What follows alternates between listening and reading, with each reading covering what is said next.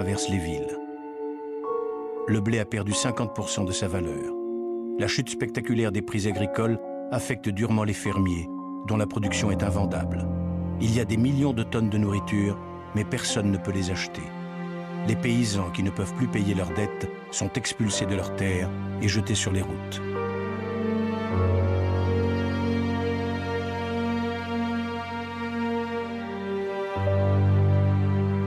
The plight everybody identifies with, the plight of homelessness, of poverty, of no work, of family disintegration, becomes a universal plight. People were looking for new places to work, and so there was this sense of moving around and also moving out of the agricultural states, which were particularly badly affected. There are mass migrations out of the Middle West of evicted farmers looking desperately for work someplace, migrant labor of some kind or another. And many of them lost their farms at this time, and this was in the early 1930s. And farm evictions were a terrible stain upon society. Many farmers were evicted because they rented their land or they owned their land and they couldn't keep up the payments. Farmers out in the Midwest are forcibly stopping auctions from happening by evicted farmers. When the judge shows up to auction off the farm, the farmers' neighbors gather and pay a penny for that farm. Don't let anybody else bid and return the farm to the evicted farmer. What are you going to get for 5 cents? Who gets 10 for it? 6 cents. 6 cents bid. Who gets 10? Probably 6 out of 10. Say 10 for it. Who gets 10 for it? Take it out. Hey, we can't use that stuff. We've got to go back to the music. I got a dime for 15. 15 I got. Yeah. Sold her. Outside with her. Yeah. Or knock them in the head. They're not worth anything. In rural areas, you have no place to go. And what you have here, what the real tragedy is, that's kind of stupid irony, that you have farmers destroying their crops because they literally can't afford to take them to market for the prices they're getting. And people are going without food. You have people cold and without clothing when the warehouses are bulging with clothing. You have homes and apartments standing empty while people are having to sleep in the streets and on the subway and in the subways and so forth. It's that irony that really was grating about the Depression. And here was an economic system that blew up between 1929 and 1932. And when you've got an explosion of this kind, it's very difficult to just stick the bits together again and carry on as if nothing happened. The steel industry is operating by 1931 at 10% of its capacity. Unemployment will soon approach 25% of the workforce. There was a kind of agitation in the country. There was turmoil. There were strikes going on, and there were picket lines and demonstrations. The Communist Party was leading a struggle for the rights of workers. There was something about the poverty, the conditions of that time, which made many people feel that, oh, yes, this is the only organization that is doing something about the Depression. All the social insurgencies of the 1930s, whether they are anti-monopoly movements or farmer labor independent political parties, have a heavy quotient of progressive and radical militants. The labor movement in the 1930s is inconceivable without the vital role played by militant cadre from the Communist Party and the Socialist Party. Alors à partir de là, un cycle s'enclenche, c'est un cycle de répression. Et en fait, la violence va apparaître, il va y avoir des manifestations, il va y avoir des morts, il va y avoir tout ça. Mais il n'y a pas du tout de vraie révolte. Et il va donner lieu à des images chocs, à des révoltes sporadiques. À Dearborn, là où Ford a licencié les 3/4 de ses salariés, il y a eu des émeutes où là aussi, la police tire sur les manifestants.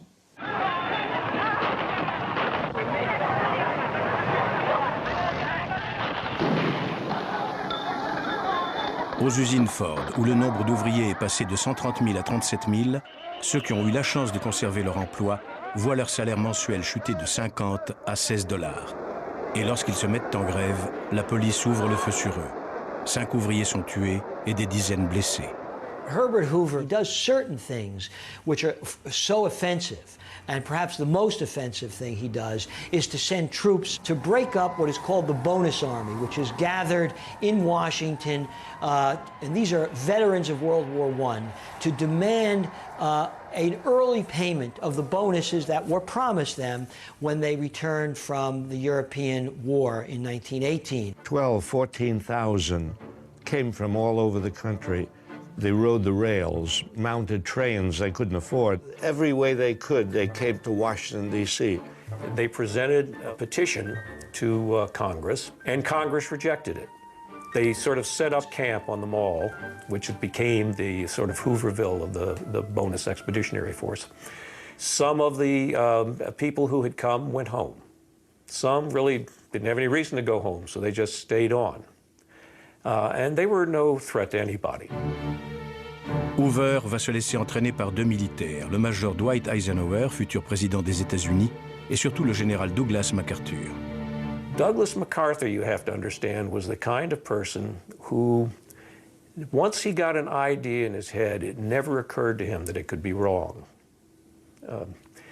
And he got the idea in his head that these people represented a grave threat to the Republic, that they might somehow storm Congress or do something. I mean, these were families. It's not that they're not just an army, they're not armed or anything. And he began to put this to Hoover. And finally, MacArthur persuaded him that this was indeed a threat. And Hoover sent out the military to shoot at them. It was disastrous. Commandé par le général MacArthur, 4 escadrons de cavalerie, une colonne d'infanterie, baïonnettes au canon, le masque à gaz à la ceinture et 6 tanks vont donner l'assaut et mettre le feu aux baraques du campement.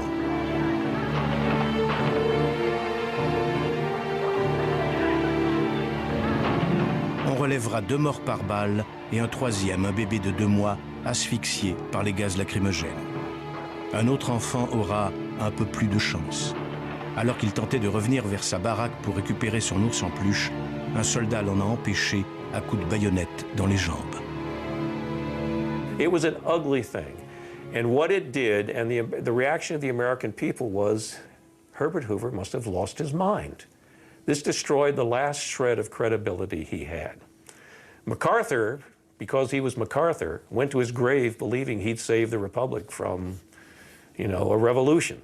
A great irony that the military heroes of World War II, MacArthur, Eisenhower, would attack the veterans of World War I and break up the bonus army. And this so angers people. It's such a brutal, kind of callous indifference to the plight of Americans. That incident basically killed Hoover's reputation. I mean, his reputation was already in disrepair over the bad economic policies. That was disastrous for Hoover's approval ratings. Prosperity is just around the corner. What we'd like to know is which corner.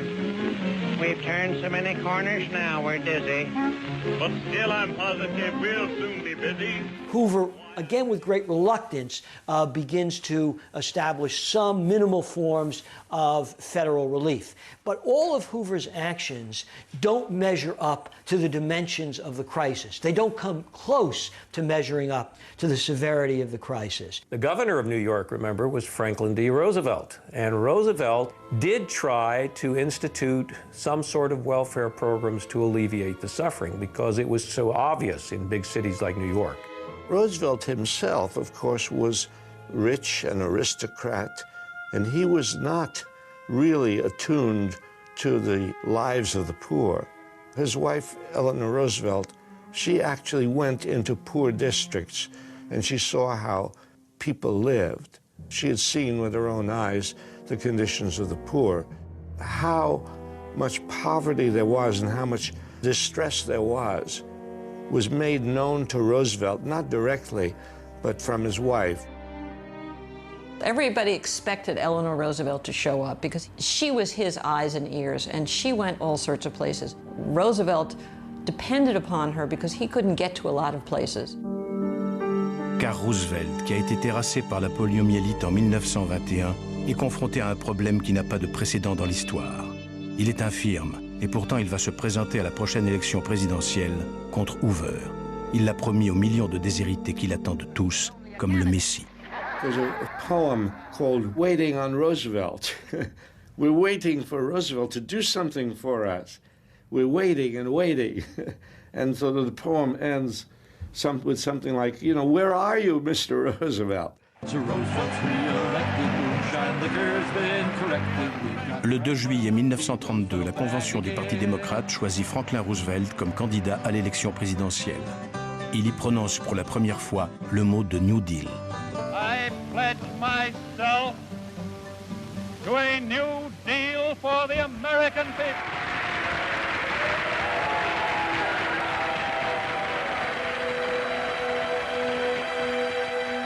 Dans ce contexte dramatique, les élections de novembre 1932 ont une signification symbolique. Roosevelt a promis d'enrayer les effets dévastateurs de la crise de 1929 avec des mesures telles que la réforme du système bancaire, l'assurance d'une monnaie saine et des aides économiques et sociales. Mais ce qui va convaincre les électeurs, c'est à son grand désespoir sa promesse un peu hâtive d'abroger l'amendement qui interdit la consommation d'alcool, c'est-à-dire la fin de la prohibition. Franklin Roosevelt l'emporte par 23 millions de voix contre Hoover, qui en obtient seulement 16. C'est un véritable raz-de-marée qui installe pour 20 ans les démocrates au pouvoir. Franklin D. Roosevelt, President of the United States.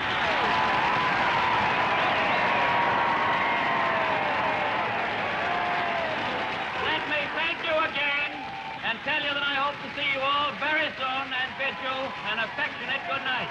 En ce mois de novembre 1932, où les États-Unis viennent d'élire Roosevelt, l'Allemagne, elle aussi, est au carrefour de son destin. La crise économique a précipité de nombreux Allemands inquiets, désespérés, dans les bras de Hitler. Les capitaux rapatriés aux États-Unis lui ont apporté un succès foudroyant. Ils ne vont tout de même pas installer un peintre en bâtiment dans le fauteuil de Bismarck, s'était interrogé Roosevelt. J'ai encore souvenir très précis d'un certain nombre de champs hitlériens et des drapeaux à croix gammée vraiment partout. Tout d'un coup, on se retrouve devant les hitlériens qui siègent d'ailleurs au Reichstag en uniforme, qui dans la rue commencent à battre les gens et la terreur commence à s'installer dès l'automne 1932. The anxiety, the fear, the scapegoating that naturally accompanies this kind of economic desperation had been abroad in the land in Germany for many years, now becomes even more popular, and then looking for scapegoats for the collapse. Communists, Jews. Mon père est donc directeur d'une clinique pédiatrique, professeur à l'université, franc-maçon, électeur, père de famille et juif. Et Hitler l'a réduit à l'état de juif. Il a été chassé de l'université et j'ai été battu en classe comme petit juif. Cela dans la cour de l'école, ça n'a pas laissé de traces, mais c'était très sensible. Les Allemands se sont convaincus que seule la pureté de la race pouvait être une solution à leur problème. Dans l'idée d'Hitler, les Juifs étaient le poison à abattre. Il faut un bouc émissaire, il faut tuer l'autre. On peut voir comment une théorie du bouc émissaire, tout simplement, peut se mettre en place. Ce sont les Juifs qui étaient responsables parce qu'ils incarnent le capitalisme mondial et que donc forcément ils étaient aux côtés de l'Amérique. Hitler faisait moins de 2% des voix en 1929. Donc il faudrait une extraordinaire concomitance d'événements pour qu'il passe de 2% à 33% entre 1929 et 1933. On dit souvent que les chômeurs ont amené Hitler au pouvoir, c'est absolument pas vrai. Quand on regarde leur vote, et même celui des ouvriers, c'est plutôt les classes moyennes qui ruinaient, déboussolées, et qui ont voté pour Hitler. I think there's no question that the economic collapse, the global economic collapse of that period is responsible, heavily responsible for the rise of Hitler.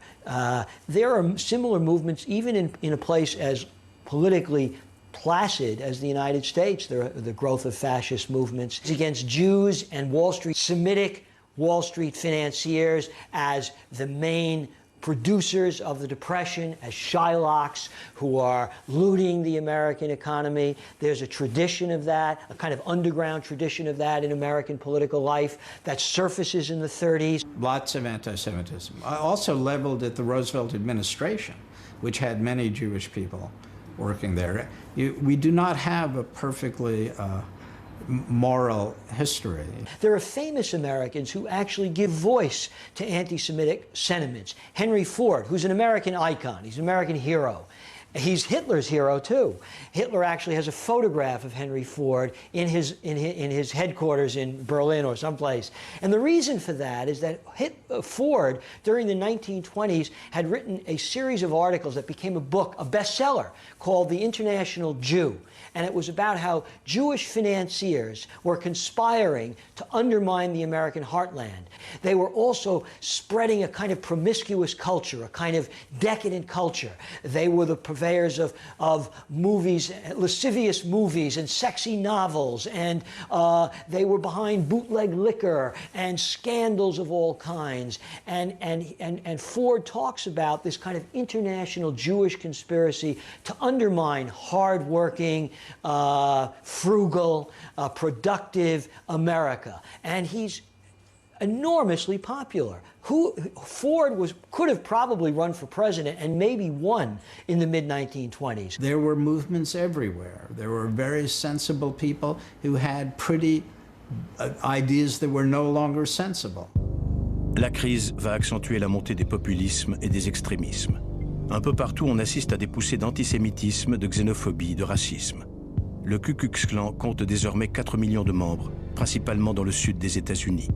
Leur constitution précise « Notre devoir est de maintenir à jamais la suprématie de la race blanche » et prône la haine des étrangers, des juifs et plus encore des noirs qu'ils pourchassent la nuit tombée pour les lyncher.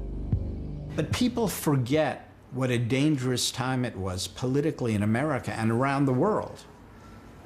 Democracy was threatened in America by the severe economic circumstances. The 30s are full of signs of social upheaval on the right that might be characterized as fascist or Nazi-inspired.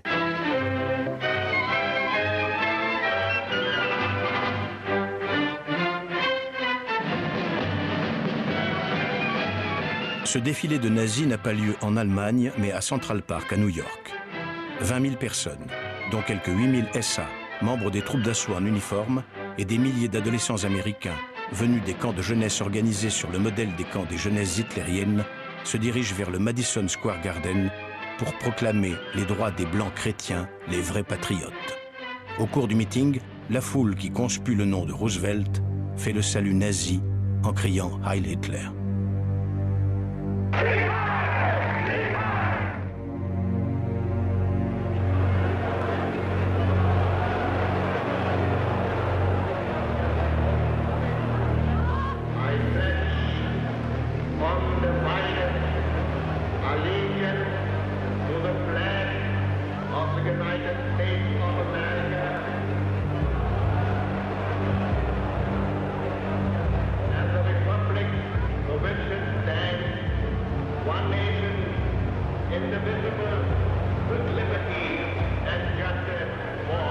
They begin to parade in the streets, and they begin to beat up people in the streets, suspect people, Jews, immigrants. For the first time in a very long time, there was a serious possibility of some kind of dictatorial government, some kind of ideological overthrow of democracy. I think it was probably a real possibility.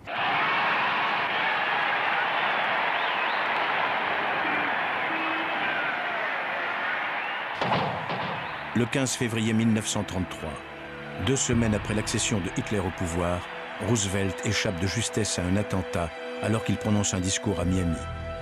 C'est le maire de Chicago qui reçoit les 2 balles à sa place. Il meurt en remerciant le ciel d'avoir épargné Roosevelt.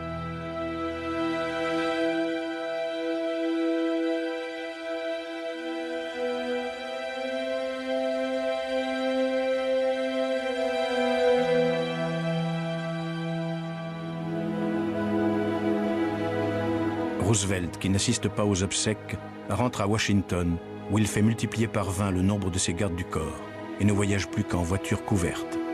Il sait qu'il a de nombreux ennemis, qu'il est perçu comme un rouge par les milieux d'affaires, la Cour suprême, le Congrès.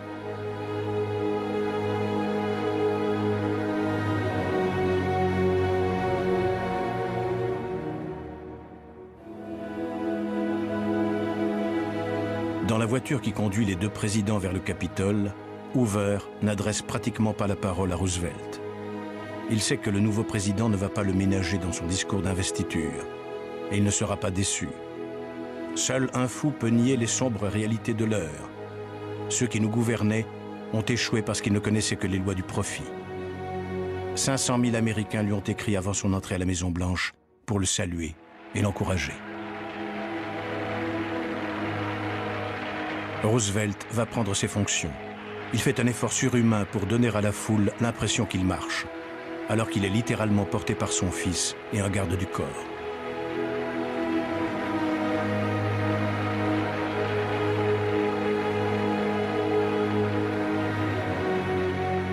So first of all, let me assert my firm belief that the only thing we have to fear is fear itself.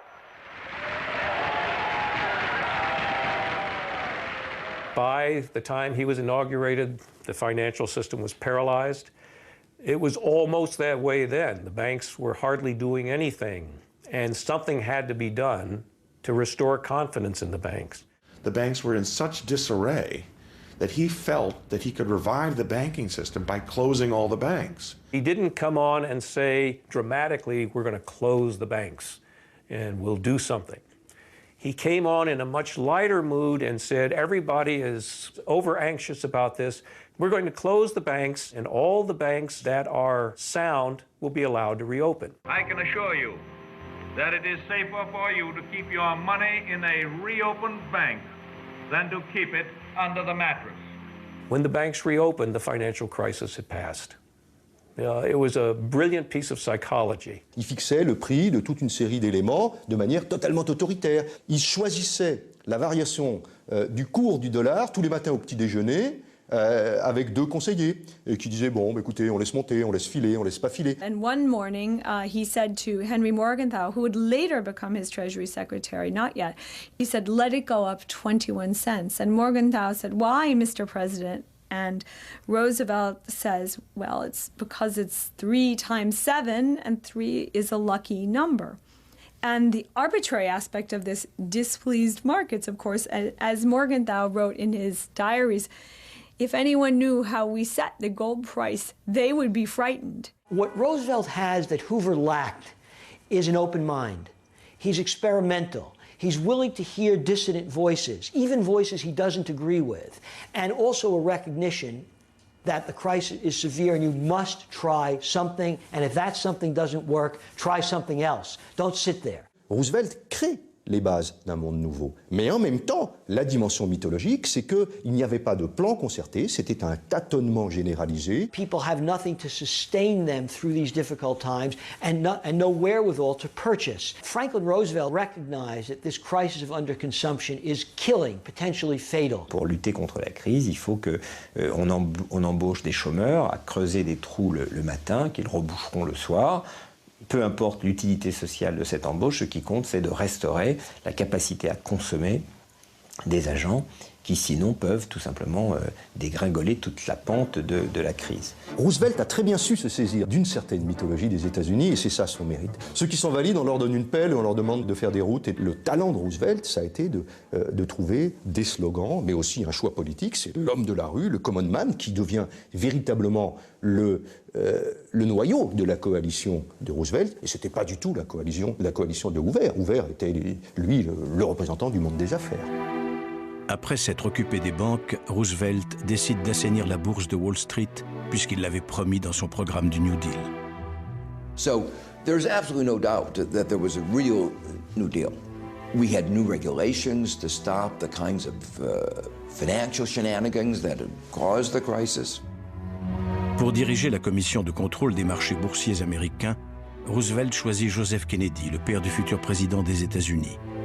Roosevelt avait souhaité en faire son secrétaire d'État au Trésor, mais le Congrès avait refusé sa nomination car Kennedy était sur le point d'être inculpé par une commission d'enquête du Sénat pour spéculation boursière, malversation et surtout pour son rôle dans l'effondrement de la bourse de Wall Street en 1929.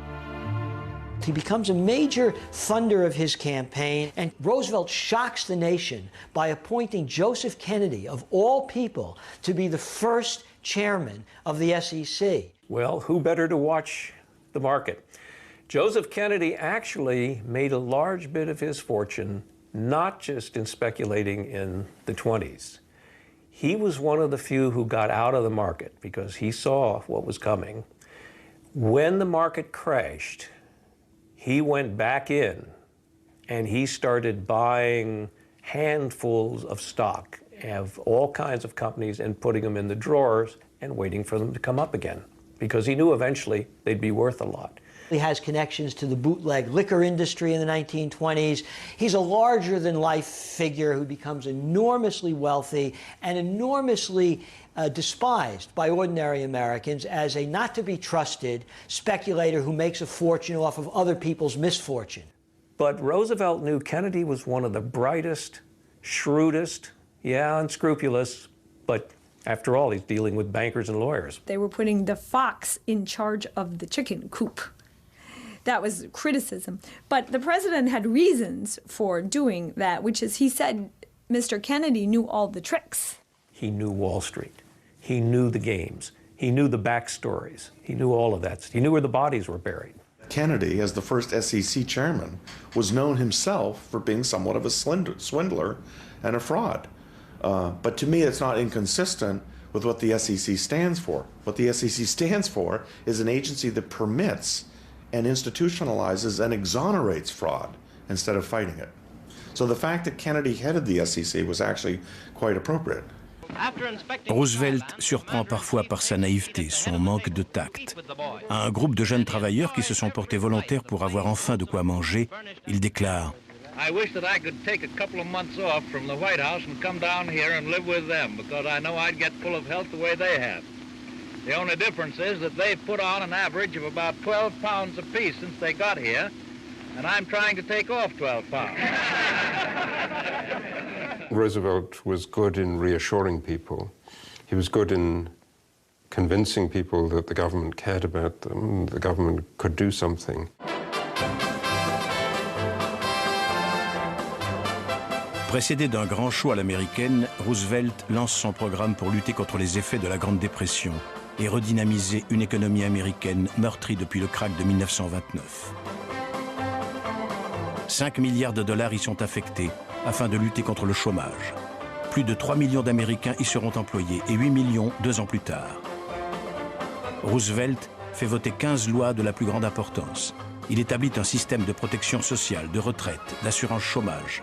Il interdit le travail des enfants, la discrimination à l'embauche des Noirs et des femmes et institue un salaire minimum. What characterizes the New Deal in the mid-1930s is a whole array of public works programs. Nobody had done this kind of thing before. People did have an idea, I think, that big public works projects would be a help, and that was an important part of the New Deal, and it was psychologically important. The New Deal changed America. We built countless roads, bridges, dams, schools, roads and bridges here in New York City where we're sitting today that were built with New Deal money. It changed America dramatically. That wouldn't have occurred, and it set the stage for the post-World War II economic expansion. Government spending had been used to build highways, construct schools, build hospitals, invest in research. We move into a welfare state, which we had not had before. But they are really trying to deal with both manufacturing, with construction, with welfare, with social situation, social welfare, I should say, simultaneously. There was no social welfare system. The United States was the last industrial country in the Western world to introduce any kind of social safety nets like unemployment insurance, old age pensions, and so forth. Il a fait des choses qui ont eu un avenir extraordinaire. Il a créé la sécurité sociale en 1935. Il a posé les bases de la sécurité sociale aux États-Unis. Social Security did not apply to the poorest of workers, and these were the black workers. It did not apply to domestic workers, maids, dishwashers, porters, These were the jobs that were held by black people. They were the last in everything. They were the first to lose their jobs, if they had jobs. The black people simply did not benefit from the New Deal measures in the way that white people did. African Americans were in the same position as other Americans, but worse, because they had been worse to begin with, and comes the Depression, the situation is extremely difficult. The old unions had no black people. They only had skilled workers, and the black people were not the skilled workers. They were not allowed into the unions. One of the reasons there is such a disparity in income and wealth in the 20s is because unions are so weak. There's no defense against this corporate effort to keep wages low. Striking is still illegal in the United States, so until that time, a labor union had absolutely no standing in law. All of that changes in the 1930s. A whole series of social uprisings in the 1930s move America's political spectrum to the left and has an enormous impact on Roosevelt himself. Soutenu par l'opinion publique, Roosevelt crée le droit à la représentation syndicale pour tous les travailleurs américains. C'est une véritable révolution. Mais sa mise en place se heurte à la réticence des milieux d'affaires et des dirigeants des entreprises. Des grèves avec occupation d'usines éclatent dans de nombreuses entreprises pour protester contre le refus des patrons de reconnaître les syndicats. Mais devant la paralysie de l'activité, ils finiront par céder.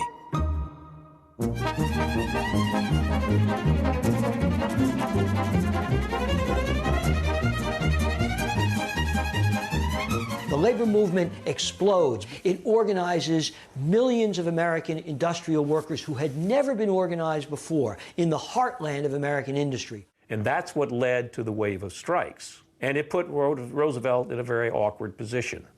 And I don't think he regretted any of that, but it did make recovery that much more difficult. There was a general strike in San Francisco, the whole city tied up. Deputy was beaten to death and scores were In Minneapolis, a general strike. Hundreds of thousands of workers in the South who worked in textile mills went out on strike. So this was a time in the country of great turmoil and agitation, and Roosevelt was very conscious of that.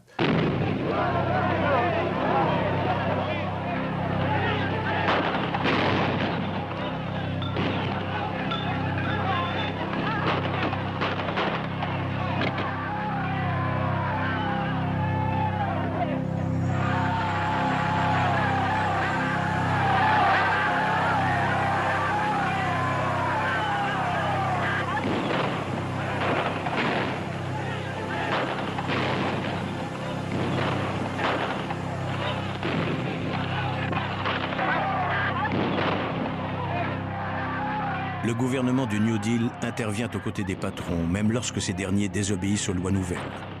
Les usines d'acier de Chicago refusent de reconnaître les syndicats. Devant le caractère quasi insurrectionnel des grèves, la police, aidée par la milice patronale, tue 10 ouvriers et en blesse près de 100. Roosevelt, qui ne condamne pas le massacre, y envoie la garde nationale. The political leaders of the country in both parties, Republican and Democratic Party, were fearful when they saw the agitation in the country, and when they saw 1/3 of the workforce was unemployed, and when they saw all the strikes and the riots going on. The rich corporations were opposed to Roosevelt. They were worried about whether the capitalist system would be able to survive. And the business community and the financial community begins to become very hostile. They denounce him in the most vile ways, as a cripple, as a Jew, as a communist, as gay. There's no epithet they won't direct at him. They're so angry at the way he has broken with the class, after all, that he came from. He's considered a traitor to his class. And Roosevelt says to them, bemused, I think, to some degree, why do you hate me so much? What I'm trying to do is save capitalism. A few timid people who fear progress will try to give you new and strange names for what we are doing. Sometimes they will call it fascism, and sometimes communism, and sometimes regimentation, and sometimes socialism. But in so doing, they are trying to make very complex and theoretical something that is really very simple and very practical. Those were good things that Roosevelt did. Those New Deals were good. Other parts of the New Deal were absurd. Le seul secteur qui n'a connu aucune amélioration est celui de l'agriculture. Pour que les fermiers puissent survivre, Roosevelt obtient d'eux qu'ils diminuent leur production pour faire remonter les cours agricoles, en échange d'indemnités compensatoires. Mais cette politique est contestée par plusieurs économistes qui considèrent que le gouvernement effectue une destruction de richesses impossible à justifier et au détriment de la morale la plus élémentaire. La presse commence à critiquer Roosevelt, lui reproche son absence d'idéologie, de prendre des décisions contradictoires. Roosevelt est un caméléon sur une couverture écossaise, écrit le New York Times. And farmers were upset about the decline in agricultural prices. So they demanded government programs that would pay them to slaughter their cattle and to burn their crops in order to boost prices under FDR, which is crazy because people were starving at the same time. Why would you destroy perfectly good agricultural products? Because they actually thought the problem was too many agricultural products. That's scary, you know, because you're committing suicide there. There really was a spreading poverty and starvation in some areas. California put guards at some of the borders trying to keep people out. They had state troopers trying to keep people from coming into California because these people would have been or were a burden on the state.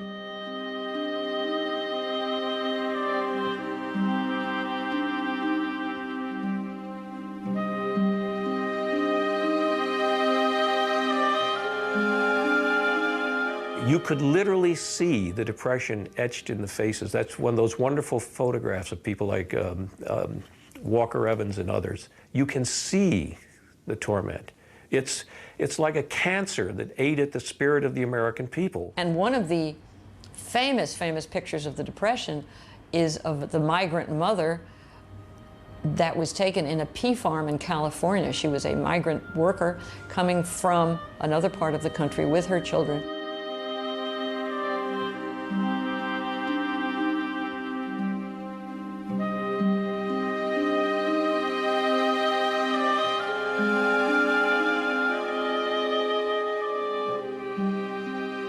We grew up with that picture, which is a picture of a lady very hungry with her children just devastated.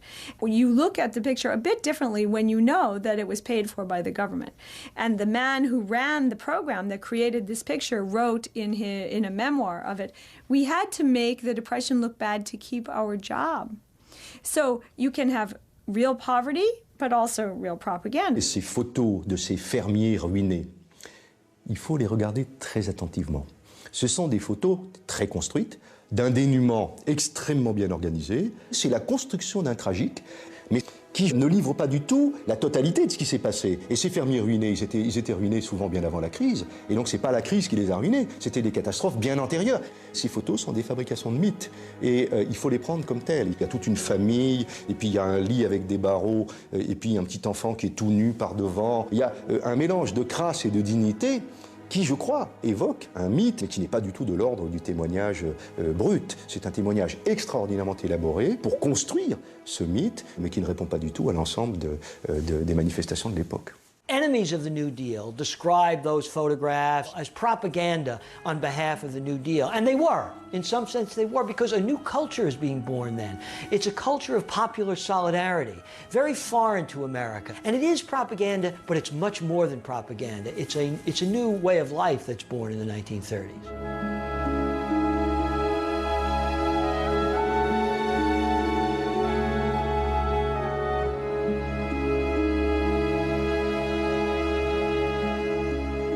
The New Deal helped many people. It put millions of people to work. It gave jobs to 6 million people. It gave work to hundreds of thousands of young people. Was it perfect? No. Were some of the programs bad? Yes, unquestionably. But that's never been in doubt. The New Deal succeeded and failed at pulling the country out of the Great Depression. And the economy does actually recover.